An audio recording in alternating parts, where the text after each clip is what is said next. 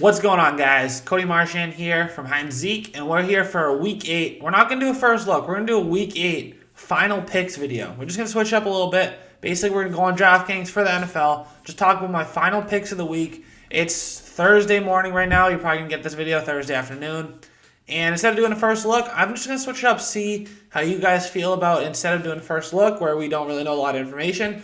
Let's do it later in the week, more towards Thursday, have a better look at the entire week. We know all the matchups, we know all the Vegas lines, we know, who's more likely to be inactive, all that type of stuff. So let's just get right into it, guys. Basically, what I'm going to do for this video is I'm going to use my exposures that I put onto HydeAndZeke.com. Basically, if you just go to HydeAndZeke.com and go to weekly ranking quarterback, weekly ranking running back, wide receiver, tight end, defense, I have every single player that I really like this week in an order. So for quarterback, right here is where I kind of break it down how much I want to play them. 1 through 10 in consideration. Anything, in purple, I really like them this week. Anything in blue, I really like them, just a little bit less. And then I just have these exposures. Obviously, Baker Mayfield, tough matchup. Probably don't want to be playing him this week, even though I like the salary. But I break down literally everything as far as how much I like the player, how bad the matchup is his price pretty good for, everything considered, their team total in Vegas, which is very important for me to use. And if I sound kind of weird, just give me a little break. My voice is a little bit off. My throat's pretty scratchy. I'm feeling a little bit down today, a little sick, but we'll fight through this. But yeah, basically I'm going to do that for quarterback, for running back. Let me open up wide receiver and tight end defense. I have all them. Basically, just going to go right down the list, guys. So link to this will be in the description below. Without further ado, let's get right into it. As you can see, my 4 favorite quarterbacks are Bridgewater, Wilson, Tannehill, and Stafford, right? So let me just go through each one and let me tell you a little bit why I like those guys. So Teddy Bridgewater, right? He's been playing pretty solid. Obviously, this 13-point game at Jacksonville is whatever. It was a tough game for both teams. Nothing exciting, but he's been pretty solid. 20 points last week, 31 the week before. I know that Breeze was practicing this week, right?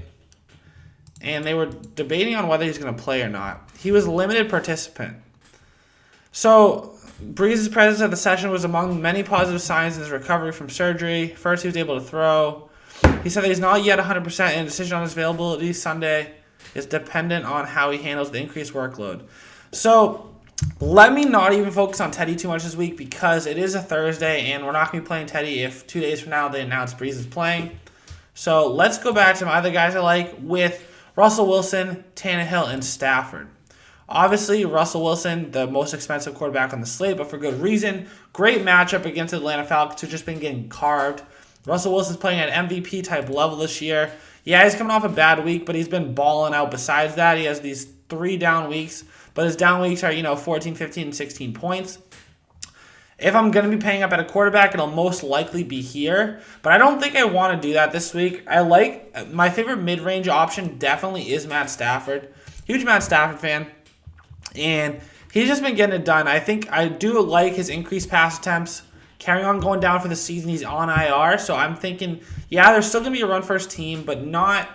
I don't think that, actually. I don't think they're going to be a run-first team. They got to play to their strengths. They're a good team, and they can't be losing games. And I think that coach is going to realize, hey, we got to put the weight of this team on Matt Stafford's shoulders, and he's going to carry them to the promised land. I think that Marvin Jones showed last week how much of a threat he can be. Kenny Golladay on a bad week is still always a huge threat. TJ Hawkinson looks like he's legit, and he's just been a little bit inconsistent. I think that he's going to be able to help Matt Stafford just a little bit more, and I think that at 6,100 in what is a great matchup, the Giants have been getting a little bit better the last few weeks against the pass, but if you look at the first 4 weeks of the season, they were dead last when it comes to defending the pass and when it comes to pressuring the quarterback. That is a bad combination when it comes to facing opposing quarterbacks, and if Matt Stafford gets any time to throw, he has one of the most special arms in the entire NFL. I love him as my mid-range option. It's pretty cool. I like going with the 3 because I give you the high-range option I like with Russell, mid-range option I like with Stafford, and I'll give you the cheap guy I like. So it's basically depending on how you want to build your lineups. I give you a little bit of everything.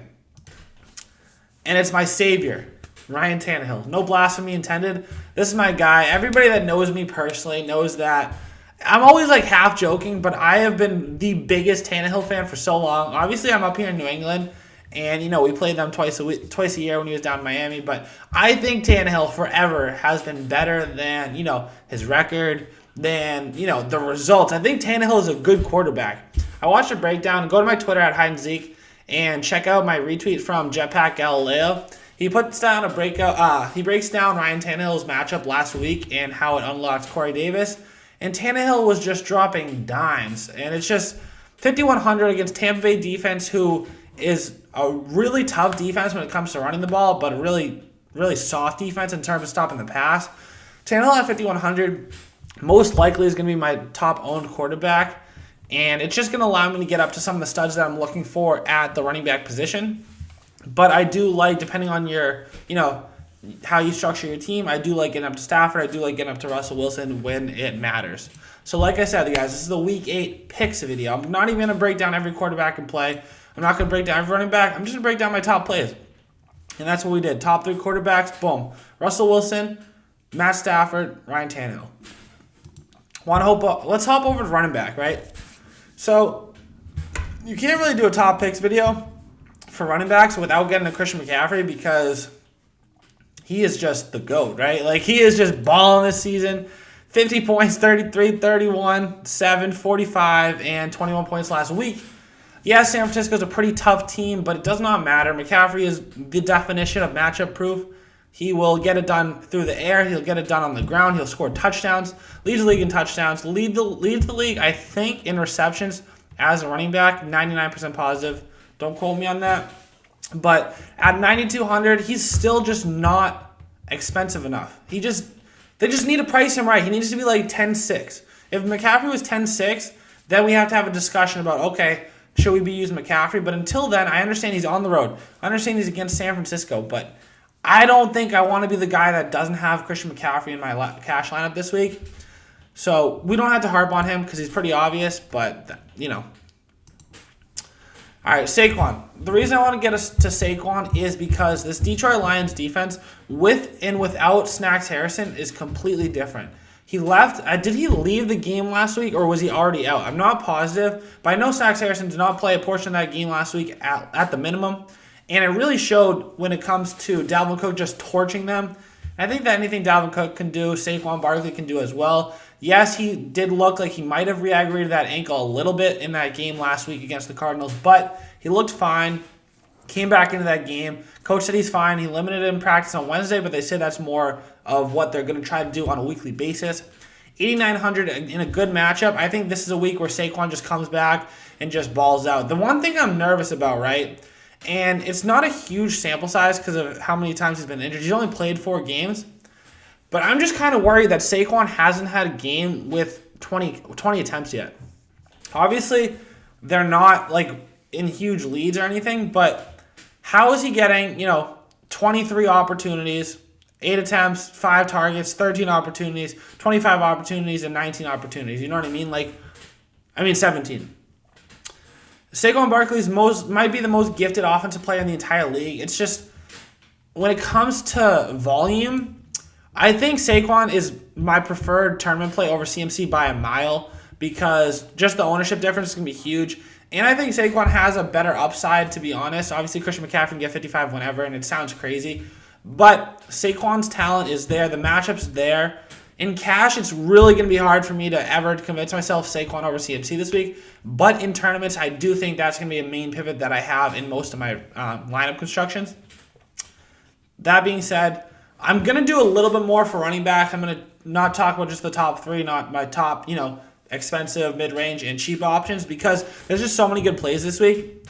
I'm going to do them pretty quick, though. Like Leonard Fournette at home against the Jets. His volume has just been ridiculous. 29 attempts, 20, 23, 29. Like, I don't know what you want. 7,800, that's pretty. You lock in volume at the running back position, right? And with Leonard Fournette, that's exactly just what you're doing. Get out of here. Alvin Kamara, I want to know real quick what they're saying about him. This is what kind of sucks about making this video on a Thursday for a Final Picks video, not like a Saturday, is we don't know with like Alvin Kamara and Latavius Murray, who's going to be playing, if Kamara's going to be in there, if he's going to be out. Because it's a good matchup for whoever does play. I do prefer Kamara. I do prefer pass-catching receivers against Arizona this season. But I don't think I will get to Latavius if Kamara is ruled out. But I do think I will have a lot of Kamara in GPPs if he's in. I don't think he's a need as a cash play. Gurley got in the end zone last week. 18 attempts. He's just been so inefficient. My bad, guys. My bad. 12 points, 19, 26. Well, we like the points, right? Mostly coming from touchdowns. He scored 5 touchdowns in the last 3 weeks. But I know Cincinnati's really bad against the run. They're at home. Yeah, but at 7,400, I'm just never going to play him over Fournette. And yeah, obviously Todd Gurley can come back and score 15 more points than Fournette this week. And you guys say, hey, Cody, why didn't you take the $400 discount? Just because it's so much more predictable with Fournette's volume and his role in the offense. Yeah, he's not going to have as many touchdowns this season than Gurley, but more predictable in a cash game setting. I want Leonard Fournette over Gurley. Chris Carson is probably my lock of the week at 7K. I'm not even it's not even about the matchup. It's just about this volume. 22, 27, 24, 21. He's getting work in the passing game like that. You just have to lock in Chris Carson this week 100%. I know his exposure is going to be super high. There's going to be no leverage on the field when you have him, but it's just one of those things that I'd rather make the obvious play instead of making the wrong play at some points, and this is one of those instances. I'm not really too interested in Lev Bell, Chubb, David Johnson, Edmonds. I do like Marlon Mack this week at 14.5 points per game so far this season. He's been a little bit up and down, but the attempts are still there, and he still has really good skill. He's still pretty patient. He has that little bit of burst. I do think this is a great week to get Mack in your lineups. I think he's going to be pretty low owned in GPPs because it's just one of those sticky price points that's you're not paying up for running back. You're not really getting a huge discount. So those type of players automatically have a lot less exposure. Austin Eckler, I'm very interested in at 5,900. I understand Melvin Gordon's back, which caps his upside. His attempts have been abysmal, but they're just playing him as a slot receiver right now, and I think that he's just such a talented player, and I think that they understand what they have in him. Before they lose the season, they're going to have. I think Eckler's going to work in a lot more this game. I would be very surprised if his attempts doesn't double this week. If he's not closer to 10 attempts, and I don't really care about his rushing game work. I just want that to be an overall theme of how often he's used in this game overall. Josh Jacobs, my guy at questionable. We played him everywhere last week. He's still very sore. All right, it's a good matchup. Obviously, we don't like hearing that type of stuff. He's just been balling, but we won't get too deep into him just because of the injury. Next person that we need to talk about is right here, Ty Johnson at 4,900. He most likely will be named a starter. Yeah, J.D. McKissick will, factor into this offense. But Ty Johnson can receive the ball in the backfield. He can run the ball pretty effectively. Yeah, he's pretty small, but I think the way that this offense is going to be run from here on out will be a little bit more like the Lions of old, a little bit more pass game heavy. I think of Ty Johnson as kind of a mix of a running back, but he also has that theoretic to his game.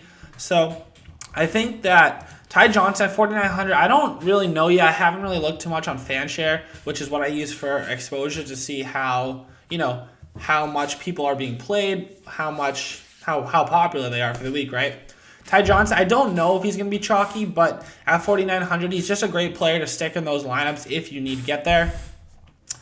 Down the list, let me just say real quick that Joe Mixon at 4,600, it just sucks. It just sucks to see because he's so talented. I don't know what price I'd be able to play Joe Mixon at, but I don't think it's 4,600.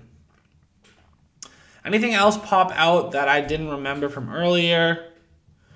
I don't think so. Let me know if I'm missing any clear value plays. But I think that's it. Let's hop over the onesie positions real quick with defense. My favorite defenses this week, obviously I gotta have the Patriots in play. I have the Bears in play. I have the Panthers in play. And there's one more cheap option, 2,200 maybe? No, not the Giants. It was somewhere in this range. Maybe not. Maybe not in this range. I wish I had this. Yeah, this is still from last week. I haven't finished updating that. Don't worry about it. Basically, I like the Panthers this week a lot, and I like the Patriots. The reason I like the Panthers is just look at how they've been playing, right? Obviously, they're on the road, traveling the West Coast. I do. It's one of those things where I don't really care unless it's a West Coast team traveling East. I don't really care if an East Coast team travels West. But look at just how they've been playing. 21, 14, 14, and 13 points. I'm not a huge Jimmy Garoppolo fan. I think he's all right. I think that offensive line can, lead to a lot of pressures for the Panthers. 2,400. I think it's just a lot too cheap for the pressure they've been getting on the season. And I think that's kind of my play most likely. The Patriots, you got to get there when you can. They're just been unstoppable. Baker is prone to sacks. He's prone to turnover-worthy plays. So we'll see. That's a great spot. You can use them however you want in terms of GPP exposure. I don't know what they'll be on. They'll probably be the highest on defense if I would have to guess. But you can do what you want to do in terms of being overweight on the field or underweight on the field. Tight end position, Austin Hooper at 5,500 is the first person that stands out. Great matchup against the Seahawks. They haven't been great against this position. They did just trade for Quandre Diggs, which I don't know how much that affects this game specifically for Austin Hooper. And we do have to be worried about if Matt Ryan does or does not play this week. But either way, Matt Schaub came in. I'm pretty sure all his catches were from Matt Schaub last week. But I'm pretty sure Matt Ryan does look like he's going to be playing in this game. And he's just been one of my favorite players to play this season so far at the tight end position. Only 5,500. He just hasn't been priced up to where he needs to be. I think he's second on the slate in points per game, just behind Hunter Henry, who is also in play for me this week. He's just been great since he came back from injury. 9 and 8 targets, 33 and 15 points. I did play Hunter Henry as my main tight end last week. And my other main tight end last week that I might be going back to the well with is Gerald Everett. I don't even want to say this, but you got an ugly mug, bro. This is not a great picture. But Gerald Everett he's just been awesome, right? 11, 5, 8, 10 targets last 4 games. He's playing at home. Obviously, it's weird because if you think about how Jared Goff plays at home versus on the road in his career, he's a much better home quarterback, right? The last 4 games, Gerald Everett has way outscored himself on the road than he has at home. But I'm not going to dig too much into that. That's kind of a small sample size. At 4,300, I love Gerald Everett against the Bengals. I think this is one of those things, if I wanted to pay up for Stafford or Wilson, I'd probably be with Gerald Everett. But with Tannehill, I most likely will be able to get Austin Hooper pretty comfortably. Let me throw in Tannehill, see what we got here. Let's throw in... We have Chris Carson. Let's just throw in CMC. Let's just be real. We're not going to be able to get off him. Let's go to the wide receiver position real quick before we fill out a roster here. So the wide receiver position at the top of the price list, we got our boy D-Hop. Rightfully so, right? So Will Fuller is not going to be playing in this game. Means Kenny Stills most likely moves into the Z position for wide receivers. QD probably steps into the slot. They run a lot of 11-3 wide receiver personnel.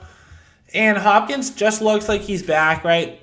24 targets over the last 2 weeks, 9 catches in each. I think that, it's not it's not anything that have to do with skill, right? That he's been down this season. Sean Watson's been kind of spreading it out pretty well. They've been really attacking the best matchup, but I think they're just going to, as the season goes on, quarterbacks tend to fall into a pattern where it's like, all right, I'm just going to throw it to my best player, my favorite target, and I think DeAndre Hopkins in a great matchup. This could be a week where Hopkins just blows up for 180 points and 2 touchdowns. 180 yards. That would be sick if he had 180 points. But D-Hop, I think, is an amazing tournament play where it's instead of going high with CMC, Saquon, Fournette or something, you can pivot and spend up for Hopkins. It's one of my main strategies when it comes to GPPs. If the high price running backs are chalk, let's just pivot to the high price wide receivers. But even in cash, probably not if you play CMC, but I think Hopkins is very viable. Michael Thomas, Julio, Cooper Kupp, Chris Godwin at 7,100. I just don't understand the pricing on Chris Godwin, right? Look at how he's been involved. He's only 7,100. At Tennessee, yeah, it's a tough matchup for wide receivers so far this season, but he's just way too good. Tyler Lockett at 7K in a great matchup. It's hard to, I haven't been playing a lot of Lockett, Carson stacked together in cash this year, but I've liked both of them in almost every single week, so I've been kind of picking back and forth who I like more. Kenny G at 6,400. I think this is where I'm going to end up being a lot this week. Yeah, he's coming off a week where he had 2 targets, right? But I don't think that's the norm. I think that Matt Stafford has a big week, and I think Kenny Golladay gets it done with him as well. Let's throw him in there. Wide receiver position, we are down here. Will Fuller does look just doubtful, but I'm pretty sure he's already been ruled out. Marvin Jones, Ridley, DK Metcalf at 5K. So we love DK, right? We love this matchup, and I think that his targets have been nuts. And he's just so explosive where he can just take any of those targets all the way, or it's just going to be a bomb touchdown either way because he runs a 4.3 and he's a beast. But I want to look at these Carolina wide receivers real quick. DJ Moore at 4,900. Coming off, 18 targets in the last 2 weeks. And his counterpart, where is our boy? Curtis Samuel, 4,600. Much less targets, right? Let's just see what it looks like if we just get their stud. Let's get the number 1. I'm not super afraid of Richard Sherman like a lot of people are. I don't think he travels either way. But DJ Moore is a beast. This is a good defense. It's a good secondary. It's a good pass rush on the 49ers. But at 4,900, I want to take one of the best players, I think, at the position, and that's DJ Moore. There's a lot of guys I like down here that are really cheap this week. I like Danny Amendola. I like Jaron Brown at 4K. He's been getting involved, and the matchup's great. And, he's only 4K. There was a couple more down here that I really liked that aren't just popping out to me. I had it all written down. I said, we're just gonna freestyle this one, guys. We're not going with what we have written down. But we have 5,300 remaining anyways, right? So let me see if we put in... I went with Golladay, but what if I went with Danny Amendola? Obviously, I know it's Danny Amendola. I love calling him Amendola. It's just so weird. I don't want to be point chasing, but Detroit's bad against slot receivers. Let me see what I can do with that. Oh, I can't get to DK. Oh, but I can get to Ty Johnson? Wow. So I can get Hopkins and CMC in the same lineup. Don't worry about the final lineup. That's not what matters, guys. What matters is what we just did was a Week 8 picks video, right? I talked about favorite running backs, favorite quarterbacks, favorite tight ends, all the positions. I didn't just go with first look. I kind of told you why. We have a little bit clearer picture right now. So that's what we're going to do. We're going to end the video right here. If you made it this far, please go ahead, smash that like button down below. Subscribe if you aren't already. And good luck this week. I'll see you in the next one.